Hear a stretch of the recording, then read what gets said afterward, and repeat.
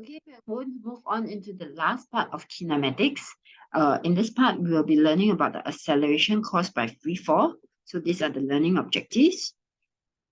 Okay, we need to know that whenever object falls close to the earth, okay, and when it is falling only under free fall, it has an approximate value of acceleration, which is 10 meters per second square.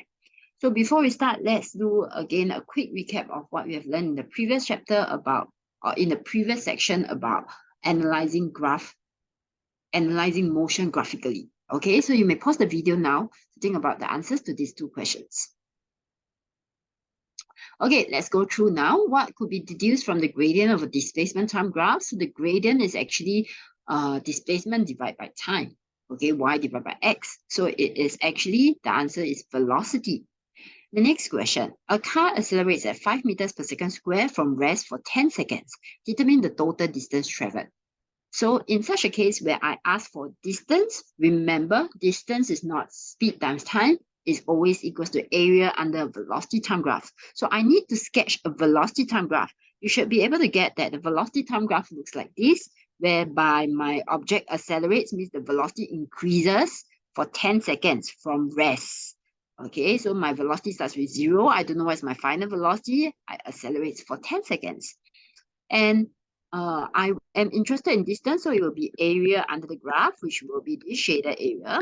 I know that my time is 10 seconds, but I do not know what is my final velocity. So I need to determine what is my final velocity. So I'm going to use the formula for acceleration. A equals to v minus u over t. So I sub in A is 5. And then I don't know what's my final velocity. My initial velocity is 0. V minus 0 over the time 10. I get 50. So I'm going to put these values onto my graph. So I have 50 and 10 at the bottom. So in order to find the total distance traveled, will be area under the graph, will be half times 50 times 10. So I will be able to get 250 meters. So the answer should be B. Okay, the next part. Okay, I'm going to let you watch a video. And in this video, there is this guy. He dropped two different objects. One is a feather and one is a bowling ball. And the first set of experiment, he actually dropped the bowling ball and the feather together at the same time in the presence of air resistance. That means there's air. There is air in the medium that he's dropping in. So when you drop something in the presence of air, there's a lot of air resistance as the object is falling. Okay, and then after that, he's going to repeat the experiment. This time, he's going to remove all the air. So he's going to create a vacuum. A vacuum is where there is no medium, no solid liquid gas, no air. So they use a vacuum pump to suck up all the air, to remove all the air. So when there is no air, he's going to drop these two same objects again. And then you observe what happens. Okay, will it still have the same results as the first experiment, or will the results be different? Okay, I'm going to stop over here first.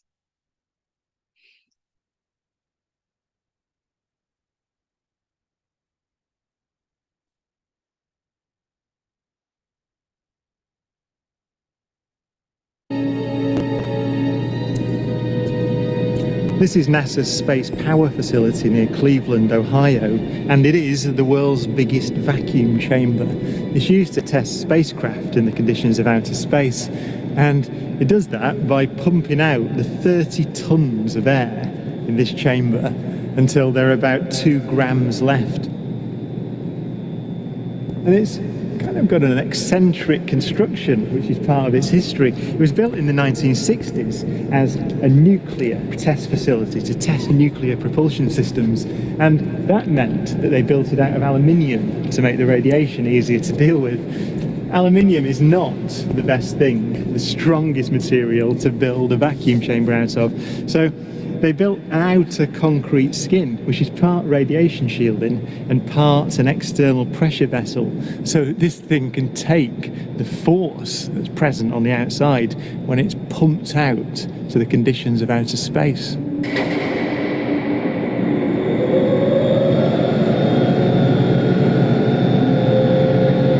Galileo's experiment was simple. He took a heavy object and a light one and dropped them at the same time to see which fell fastest.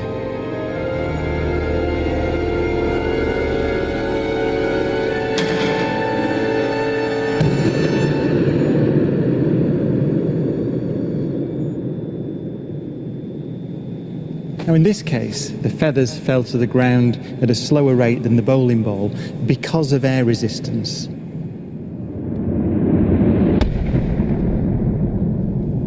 So in order to see the true nature of gravity, we have to remove the air.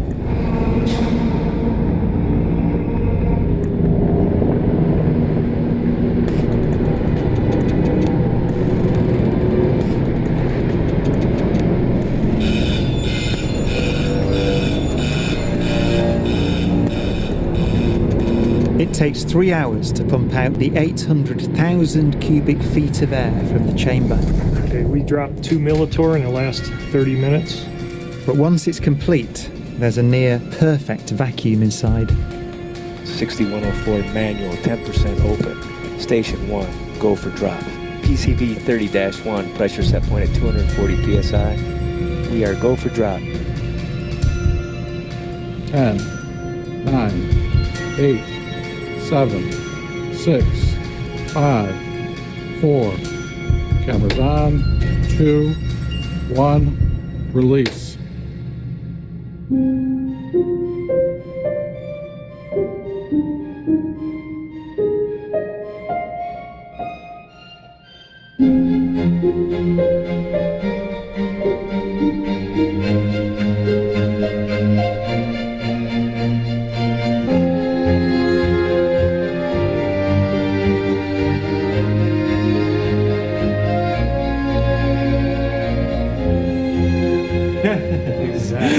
Exactly. They came down exactly the same. Wow. Look. Watch right there. Look at how they hit right there. Exactly. You back on the side. Exactly the same. Feathers don't move, nothing. Look at that. That's just brilliant. Isaac Newton would say that the ball and the feather fall because there's a force pulling them down, gravity. But Einstein imagined the scene very differently. The happiest thought of his life was this: the reason the bowling ball and the feather fall together is because they're not falling. They're standing still. There is no force acting on them at all.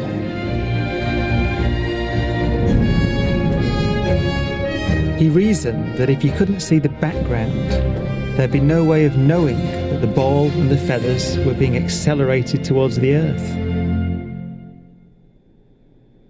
So he concluded they weren't.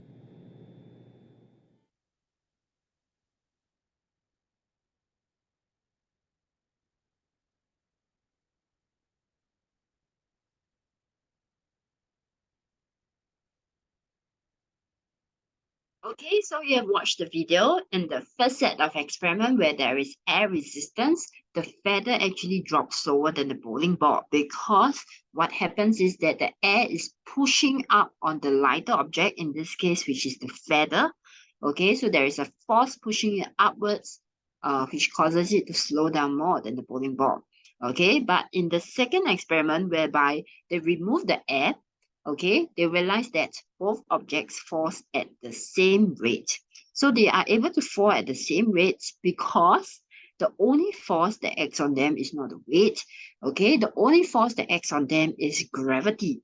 And this gravity is causing all objects to accelerate at the same rate. So this is what we call free fall. Okay, so let's come into our theory part. We say that all objects, irregardless of their size or mass, you can see the feather and the bowling ball, okay, they will all fall at the same acceleration, okay, or same rate, okay, because of the Earth gravity pulling it down at the same amount, by the same amount. And this force due to gravity, okay, causes the object to come down at the same rate is called the acceleration due to gravity. Okay, and this acceleration due to gravity is always downwards, okay, because gravity always acts downwards, and it's given by a value of approximately equals to 10 meters per second square. Okay, so whenever we say that an object is falling under free fall, it just means that the only force that acts on the object is gravity. There is no air resistance. Okay, of course, in real life, whenever you drop something, there is air resistance because we are not living in a vacuum. But for this part, okay, we will only be focusing on free fall. The part on falling with air resistance, it will be covered later in chapter 3 under dynamics. Okay, so I give you a very simple example. What do I mean by free fall? Okay, free fall is when the only force acting on any object that's in the air, I don't care whether I'm throwing the object up or the object is going down, as long as the object is in the middle of air, not supported by your hand or anything else, in the middle of the air, and the only force that acts on it is the pull of gravity, is said to be under free fall. So let's take a look at the first example. So I throw a ball up. Okay, so the ball will travel up and then eventually will drop down. So let's look at the movement going up. Assuming that it's under free fall, that means there's no air molecules around it. Okay, this is what is going to happen. As I throw the ball up, at 0 seconds, I will have a speed of 20 meters per second. At 1 second, my speed will actually drop down to 10 meters per second. And at 2 seconds, I'm at my highest point. The speed of my ball becomes 0. I'll stop at that instant when I reach my highest point. Okay, you will see a trend that the speed decreases by 10 every 1 second. This is because gravity is pulling it down. Okay, so when gravity is pulling it down, and the magical number that it pulls down by is 10. The acceleration caused by gravity, acceleration due to gravity, or acceleration of free fall is actually 10 meters per second squared downwards. So gravity is pulling it downwards, but my ball is moving up. Okay, so as my ball moves up, the gravity pulls it down, it's going to slow down. And it's going to slow down by how much? It's going to slow down by 10 meters per second for every second. That's how I come about by 10 meters per second square. So if I were to plot a graph, a velocity time graph, it would look like this. The velocity is going to decrease, okay, from 20 meters per second all the way to 0 meters per second when I reach my highest point. Okay, and you must know that when an object is under free fall, the acceleration due to gravity is 10 meters per second squared downwards.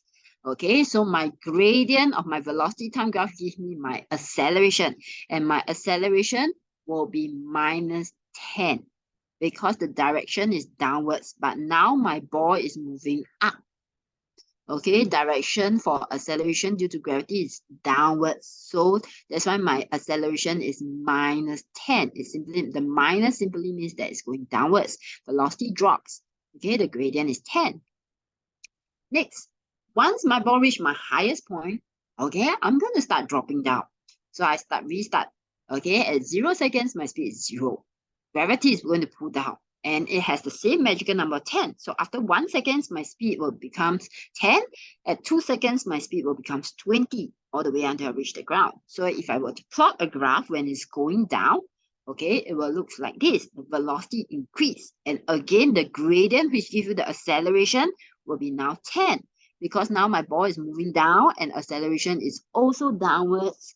Okay, so it's in the same direction, it's positive. So it's positive 10 for my gradient. Okay, so next, let's take a look at a few examples. Okay, you have a sandal fell off a bamboo pole from the 3rd floor while it was being put out to dry. The time taken for the sandal to reach the ground was 1.34 seconds. If air resistance was negligible, okay, so once you see that air resistance was negligible, that means we assume that there is no air resistance. The only force when the sandal is dropping down, how come the sandal will drop down? It's because of gravity. So it means that the sandal is falling under gravity. Okay, so they wanted to find the velocity of the sandal just before it hits the ground. Okay, so in such a case, the first step you were to do is sketch a graph. Okay, you always try to sketch a graph to determine how is the motion like. So my sandal is falling down. as I fall down, the velocity increases because gravity is pulling it down. So if I were to plot my velocity time graph, okay, it should be sloping up like this. And you should know that this gradient is the acceleration, and the acceleration is due to gravity 10.